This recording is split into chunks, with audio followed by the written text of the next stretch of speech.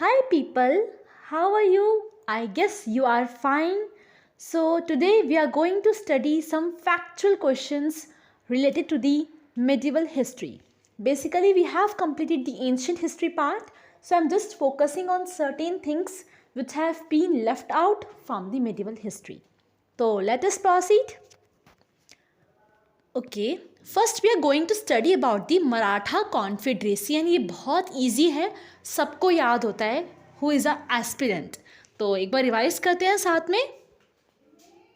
स्किंडियास का ग्वालियर, होलकर्स का इंदौर, पवार धार, गायकट्स बरोड़ा, भोसले नागपुर, पेशवा पूना।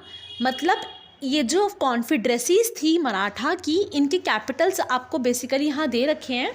स्किंडियास का ग्वालियर, होलकर्स का इंदौर, पवार का धार, गायकट्स का बरोड़ा, भोसले का नागपुर एंड पेशवा का पूना। ठीक है, अब आते हैं शिवाजी के अष्ट प्रधान पर। देखो, शिवाजी के जो एम्पायर था वहाँ पर अष्ट प्रधान थे, मतलब 8 मिनिस्टर्स थे जो बहुत ज़्यादा इम्पॉर्टेंट थे। तो हम उनको और उनकी पोजीशन को स्टडी करने की कोशिश करते हैं। तो पहला आता है पेशवा। जो पेशवा होते थे वो कौन होते थे? पेशवा मतलब प्राइम मिनिस्टर। पेशवा के बाद आए आपके मजूमदार। मजूमदार हम बोलते थे फाइनेंस मिनिस्टर को। तो मजूमदार कौन होते थे? Finance minister. फिर आया हमारा वकनावीस। तो देखो, अब इसको याद करोगे कैसे? देखो, वकनावीस जो बहुत बोलते हैं, एंड आपको पता है जो होम मिनिस्टर होता है, घर में जिसकी चलती है ना, वही बहुत ज़्यादा बोलता है। तो वकनावीस से आप ध्यान रखना, होम मिनिस्टर। तो वक मतलब बोलना, एंड कौन बोलता है घर में? जो मिनिस्टर होता है, होम मिनिस्टर। फिर है दाबिर। दाबिर से मुझे ढाबा याद आ गया, ढाबा। अब ढाबा के लिए ना मेरे को ढाबा में जाना है, वो भी ढाबा मुझे कहीं और जाना है, मतलब नॉट इन माई नेटिव, थोड़ा दूर जाना है, थोड़ा दूर स्टेट में जाना है। तो डाबिर मतलब फॉरेन मिनिस्टर। अब मुझे ढाबे पे खाना खाना है ना, तो मुझे फॉरेन में जाना पड़ेगा। फॉरेन मतलब थोड़ा दूर जाना पड़ेगा। ठीक है, फिर है आपका सुरनावीस। देखो, सुरनावीस, सुर मतलब होता है सुर से सुर मिलाना। अगर आप सुर से सुर नहीं मिलाओगे, मतलब आप कोऑर्डिनेट नहीं करोगे, तो काम कैसे चलेगा? तो रॉयल कॉरस्पॉन्डेंस का काम क्या होता है? जो कम्युनिकेट करता है डिसीजन को, जैसे कि आपके प्राइम मिनिस्टर, प्रेसिडेंट और काउंसिल ऑफ मिनिस्टर के बीच में लिंक की तरह काम करते हैं ना, सेम वैसे ही। फिर आता है पंडित राव। सॉरी, गलती से मैंने पंडित लिख दिया, ये पंडित है। ठीक है, पंडित राव सम सिंपल है, रिलीजियस अफेयर्स। नेक्स्ट है सर ए नौबत।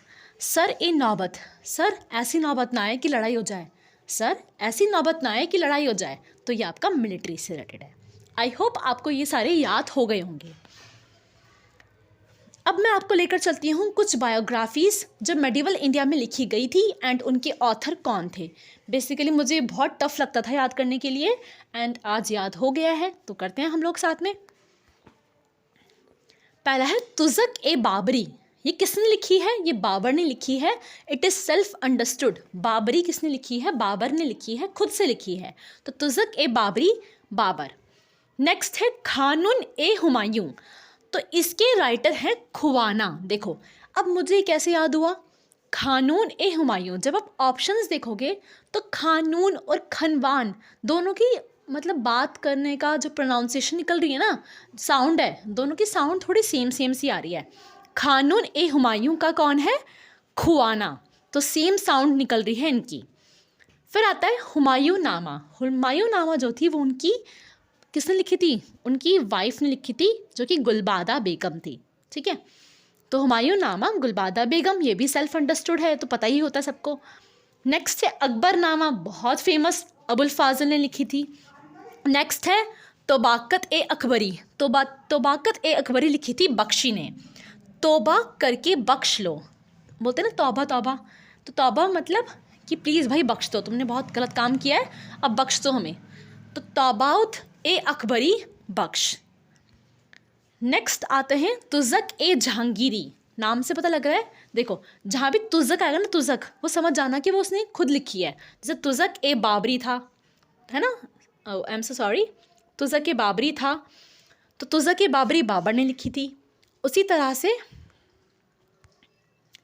तुज़क ए जहांगीरी जहांगीर ने लिखी थी।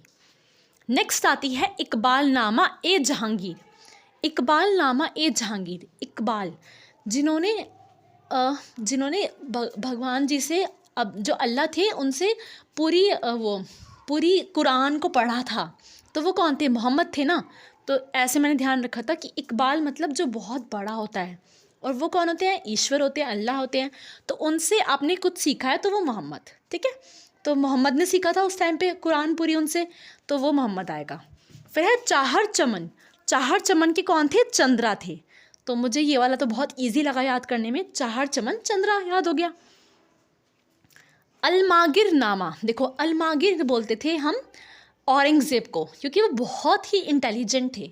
और जो इंटेलिजेंट होता है ना, आप उसको मुंशी का काम देते हो कि भाई तू मुंशी बन जा, क्योंकि तू काम बड़ा अच्छा करता है, तू बहुत इंटेलिजेंट है। तो अलमागिर नामा मुंशी ने लिखी हुई है, ठीक है। फिर है मसीर ए अलमागिरी, ये भी किसने लिखी है? मुंशी ने। मैंने आपको बताया कि अलमागिरी जो थे उनको बोलते थे औरंगज़ेब को, और वो बहुत इंटेलिजेंट थे, और जो इंटेलिजेंट होगा उसको मुंशी बनाया जाएगा, ठीक है। फिर है ऐन अकबरी, सबको पता है, अबुल फजल। फिर है मुंताखाब उल तवारीख। तो मैंने देखा यहाँ पे खाब आ रहा है, और पता है अपने खाब जो होते हैं ना, वो किसी को बताने नहीं चाहिए। तो किसी को नहीं बताना, अगर आप बताओगे तो वो बैड है। इट इज़ नॉट गुड, मतलब it is bad to tell your dreams to anyone, okay. तो बाडूनी, ठीक है। ऐसे सिर्फ याद करने का तरीका है, don't take it personally, okay, no offenses from my side. Next है तवारीख ए अल्फ़ी। जो दौद था ना, दौद एक बहुत ख़तरनाक वो था, टेररिस्ट।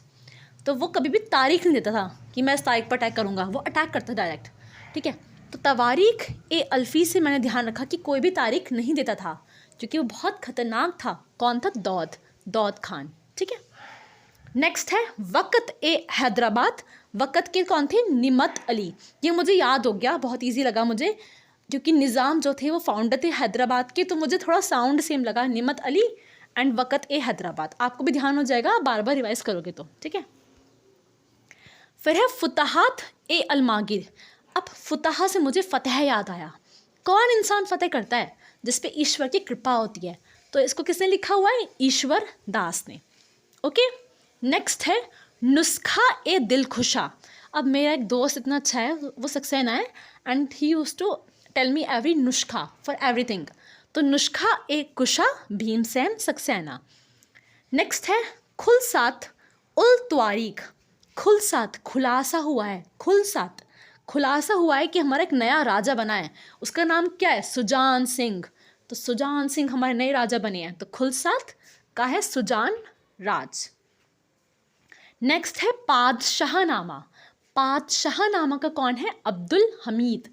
पादशाहनामा का है अब्दुल हमीद। नेक्स्ट है सिर ए अकबर।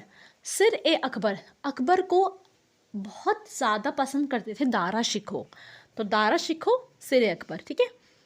फिर राकत ए अलमागिर। अलमागिर आ गया फिर से, कौन थे इंटेलिजेंट?